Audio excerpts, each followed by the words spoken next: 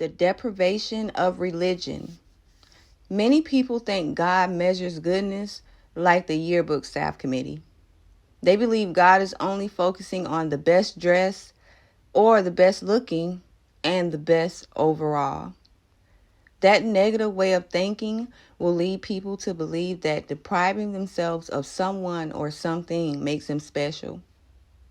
People believe what you don't do makes you better, what you deny makes you special, and who you exclude gets you saved. Let me say that again. People believe what you don't do makes you better, what you deny makes you special, and who you exclude gets you saved. But will that ultimately get us into heaven? When you add this way of thinking into your message, it takes away from the truth, being Jesus' death paved the way for us to experience God, not religion. Let me say that again. Jesus' death paved the way for us to experience God, not religion. Every year, someone creates a reason or a narrative to keep certain people from experiencing God's true nature. Many of you know that there are sins that supposedly keep you from heaven. Growing up, I always thought that those sins were the 7 deadly sins, which we know them to be pride, greed, wrath, envy, lust, gluttony, and sloth. But the Bible teaches us many things that'll keep us from heaven.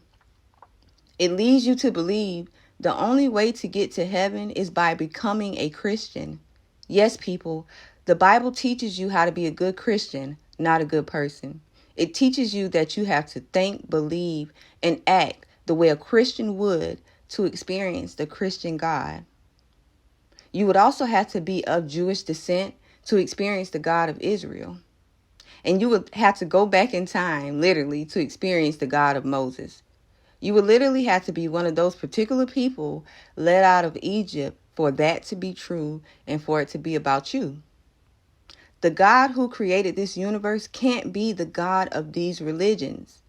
I do believe there may be a Jewish God, and I do believe there may be a Christian God, but they can't be the God of this universe. That type of God wouldn't be confined in any way to anyone particular.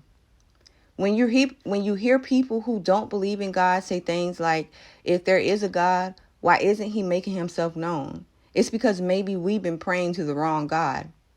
When Jewish people pray to their God, his power can only save them and no one else. And when Christians pray to their God, his power can only help them and no one else. The thing is, the problems we face are on a global scale. There are so many people dying and so many people suffering. Our problems are so huge, the gods of religions can't help us. They don't have enough power, and they wouldn't know what to do with the mass severity of the situation. Depriving yourself in the name of religion doesn't make you special. Boasting and bragging about it won't either. Leading people to God in that nature won't help anyone. It will only prolong the inevitable.